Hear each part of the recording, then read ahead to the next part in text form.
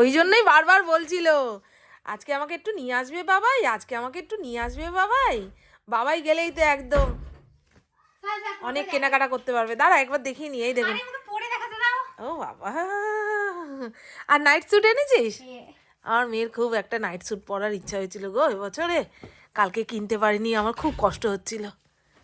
এখন হাতে করে নিয়ে এসছে, নিজের পছন্দ মতো নিয়ে এসছে, আমার মনটা ভালো লাগছে। চ পরে দেখা। দাঁড়া, হচ্ছে দ্বিতীয় কুর্তা, কুর্তাই তো বলে নাকি এগুলোকে? হ্যাঁ খুব ভালো লাগছে, তবে এটার ফিটিংসটা ভালো ছিল, একটু ঢিলা ঢালা, এগুলো একটু ঢিলা ঢালা পরলেই ভালো লাগে। হ্যাঁ হ্যাঁ, এই কালারটাও সুন্দর, এই ফিটিংসটাও ভালো, একদম ঢিলা ঢালা, এগুলো ঢিলা ঢালাই পরে, ফেব্রিকটাও ভালো। এই জামাটা একদম হাঁটুর উপরে উঠে গেছে, আমার মায়ের পছন্দ হয়নি। পছন্দ হয়নি না, এগুলো উঠতে বসতে গেলে একটুখানি। কোনো জিনিস পছন্দ হইব না। এটা হলো 4 নম্বর। আমরা তো কদিন পরেই পুরীতে ঘুরতে যাচ্ছি। এই জামা কাপড়গুলো এই তখনকার জন্য কিনে আনা হয়েছে। অপুর জন্মদিনের কেক নিয়ে হাজির করেছে সৌমিতা। আমি তো বসেই আছি কখন কেকটা কাটা হবে, এদের দেখি গল্পই শেষ হয় না। এখন ঘড়ির কাঁটা 9:24 ঘরে। আজ 30শে জানুয়ারি, পুপুর জন্মদিনের ঠিক আগের দিন। এরা বন্ধুরা সবাই ওই রাত 12টার পরে একে অপরকে বার্থডে উইশ করে। Happy birthday happy birthday to you, happy birthday to you. আমি সৌমিতাকে আস্তে আস্তে, ওরে আস্তে আস্তে আস্তে, কি অবস্থা, মুখ চেপে ধরেছি আমার বেবিটা।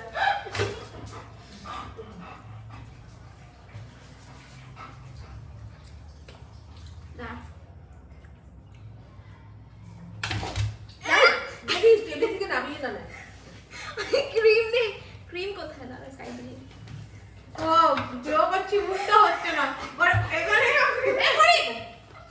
না বাবা, এত অভদ্র লাগে না বাবা। তুই মাখিয়ে দে। আস্তে আস্তে আস্তে, তুমি লাল দিয়ে কেটে না। ব্যাস ঠিক আছে, ব্যাস গাইস হয়ে গেছে আমাদের কেক কাটা। ভিডিওটা চালিয়েছিলি তুই?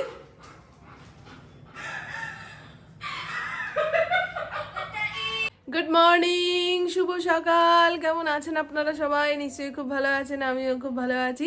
আজ 31শে জানুয়ারি, পুপুর জন্মদিন। দেখলেন তো গতকালকে ওর স্কুলের বন্ধু এসে কেক কেটে গেল। এখন তো পাটে পাটে বন্ধু হয়ে গেছে, কিছু কলেজের বন্ধু, কিছু টিউশন ব্যাচের বন্ধু, আর স্কুলের বন্ধুরা তো রয়েছেই। এখন যখন যেখানে যাবে সবাই মিলে একসঙ্গে কেক কাটবে। এটা সবার জন্মদিনই এইভাবে সেলিব্রেট করে। তা কেক কাটার সেই আনন্দটা এখন অনেকটাই কমে গেছে পুপুর।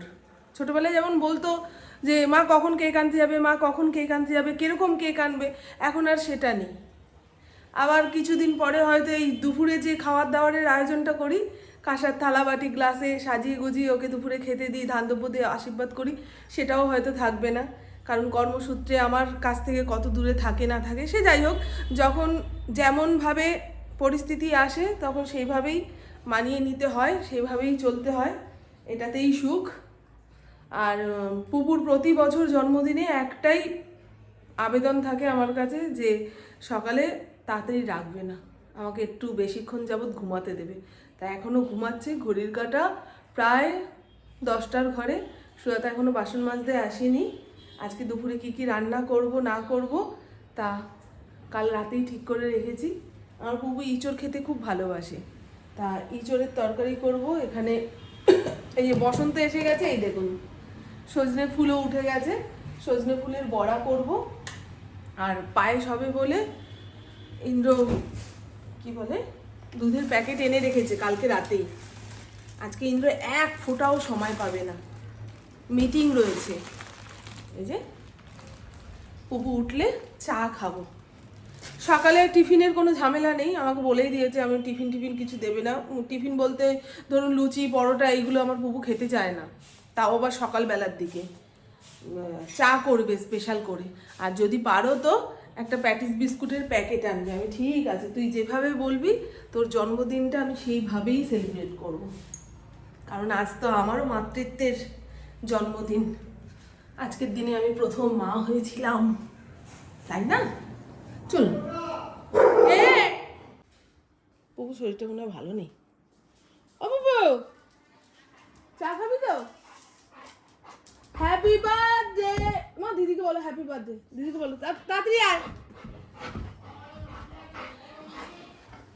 দেখি তো কি আছে। বিস্কুট বিস্কুট নেব, biscuit.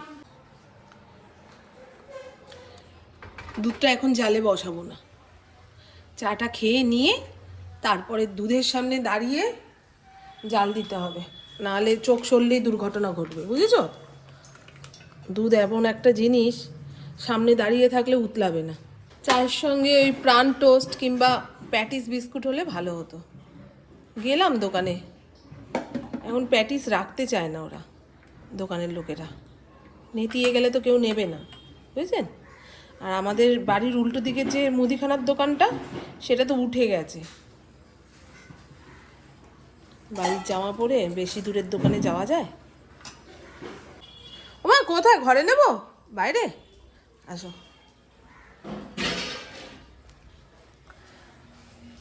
Birthday girl, happy birthday to you. বা দিদিকে বলো হ্যাপি বার্থডে। দিদি হ্যাপি বার্থডে।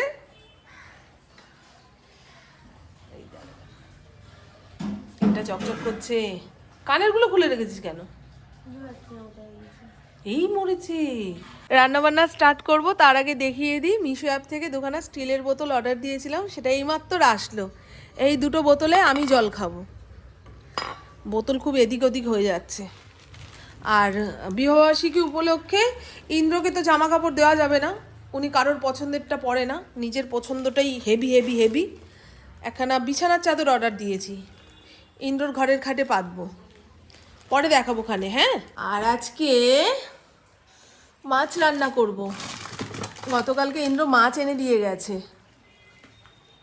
সেটাকে ধুয়ে প্লাস্টিকে ভরে রেখেছি। পুপুকে এই জন্মদিনের দিন আমি দুপুরের খাবারে মাংস টাংস দিই না, আঁশালা মাছ খেতে হয় যে কোনো শুভ অনুষ্ঠানে। সেই মাছ রান্না করব। আর তো বললাম কালকে ইঁচড় এনে রেখেছে, এই ইঁচড় কাটাই আছে, আর একটুখানি ফেলে ফেলে সুন্দর করে কেটে ইঁচড় আলুর তরকারি করব। সকালে কি মন হলো, দৌড় দিয়ে মোটা চিড়ে নিয়ে আসলাম। যদি চিড়ের পোলাও খেতে চায় পুপু, সকালে বললো না চা খাবো। ম্যাগিও এনে রেখেছিলাম। ইন্দ্র এখনো আসেনি, দেখেছেন? 11:30 প্রায় বাজে। ভাতটা বসিয়ে দিই। শর্মা সর,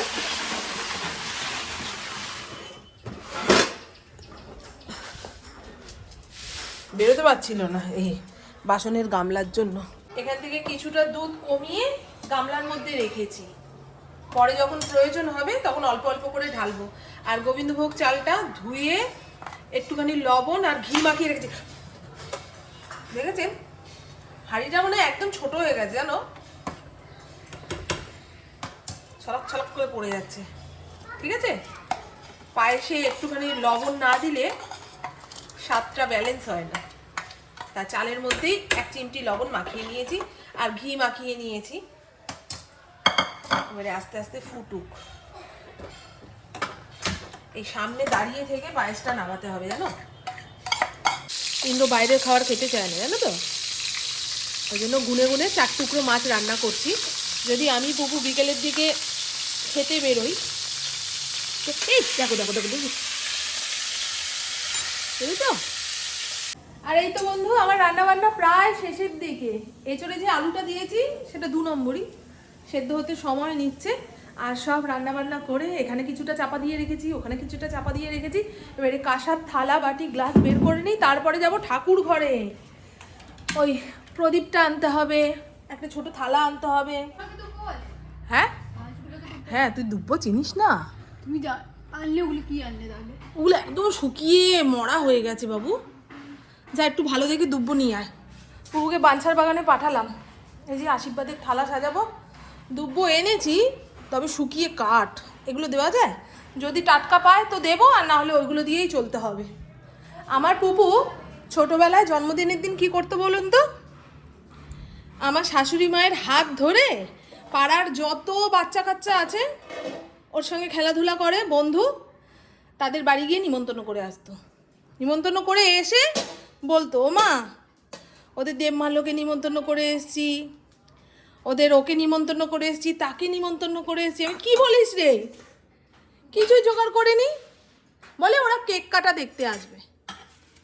ওইরকম বললে হয়? বাচ্চারা কেক কাটা দেখে চলে যাবে। তারপরে আবার যেমন পারতাম তেমনভাবে জোগাড়যন্ত্র করে সন্ধেবেলায় একটা ছোট্ট করে অনুষ্ঠান করতাম। না, এখন ছাড়িস না। পুপুর জন্মদিনের লাঞ্চ সাজিয়ে গুছিয়ে নিয়েছি, দাঁড়ান বলছি কি কি রয়েছে। পায়েসের বাটিটা আনবো, আস্তে করে রাখ। হ্যাঁ, আগে 5 রকম ভাজার কথা বলি। এখানে ফুলকপি ভাজা, বেগুন ভাজা, গোল গোল করে আলু ভাজা, এটা কি ফুল জানো ভাই, সজনে ফুলের বড়া, আর এখানে রয়েছে ঢ্যাঁড়স ভাজা, মাছের মাথা দিয়ে মুগের ডাল, দুর্দান্ত একটা গন্ধ ছেড়েছে। আর এই হলো, এটা কি জানো, ইঁচড় আলুর তরকারি আর কাটাপোনা মাছের ঝাল। ওকে বন্ধু, এই হলো পায়েস। পায়েসটাও দারুণ হয়েছে, দারুণ হয়েছে। আনবো তো বাবা, বলে গিফটের টাকাটা নিয়ে বসলে না, বসবো তো। আর পুপুকে আমি একটা ভালো গিফট দেবো, ও জিনিসটা নেবে বলেছে কিন্তু পছন্দ করে রাখতে পারেনি, ওই জন্য দিতে দেরি হচ্ছে। ঠিক বলেছি বাবা?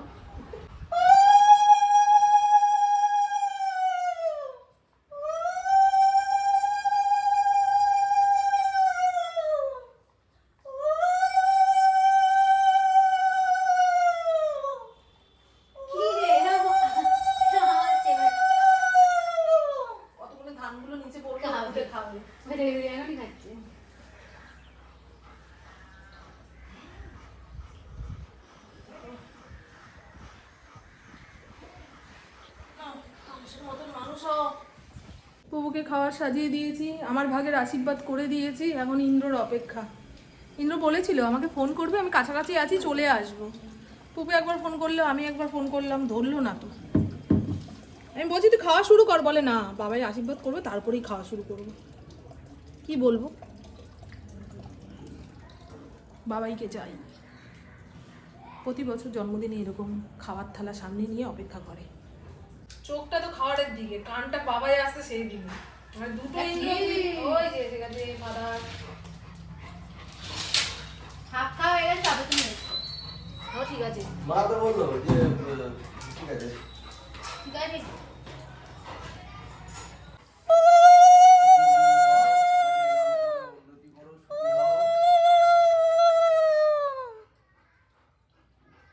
নমস্কার করি। নমস্কার নেই না। দাও টাকা। নাও নাও, মাথা নত করতে শিখুক। না না না নমস্কার। নমস্কার না করলে জানতাম টাকা পাওয়া যায় না। বাবা দাঁড়াও দাঁড়াও, সরি, বাদ দিয়ে দিচ্ছি, আমি কিছু করার নেই আমার। আদবো না লাগবে না। না একটা কেমন লাগে মুখে না, কিন্তু মন চাইছে আরো 4টে বেরোলে ভালোই হতো।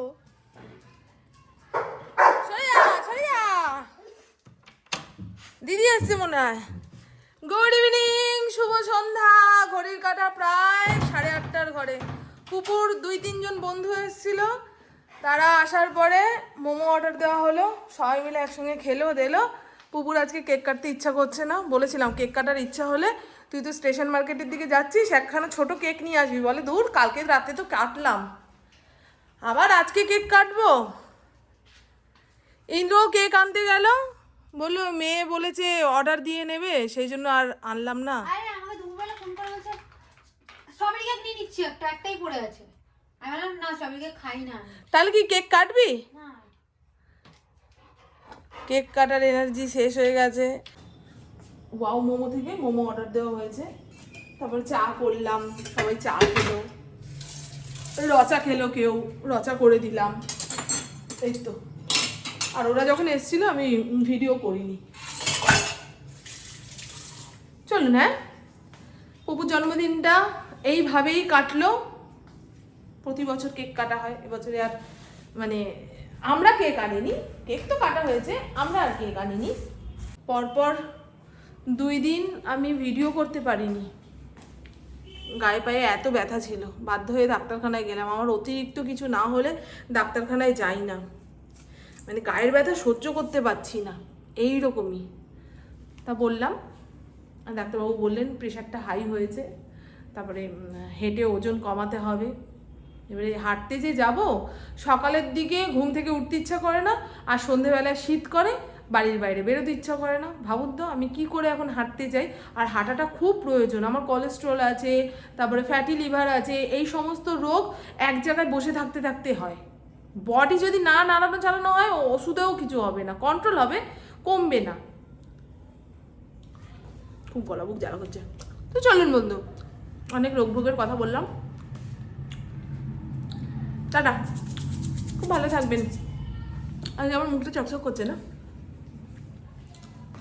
শীতের ইয়েটা কমে গেছে না, লাইটগুলো অফ করি।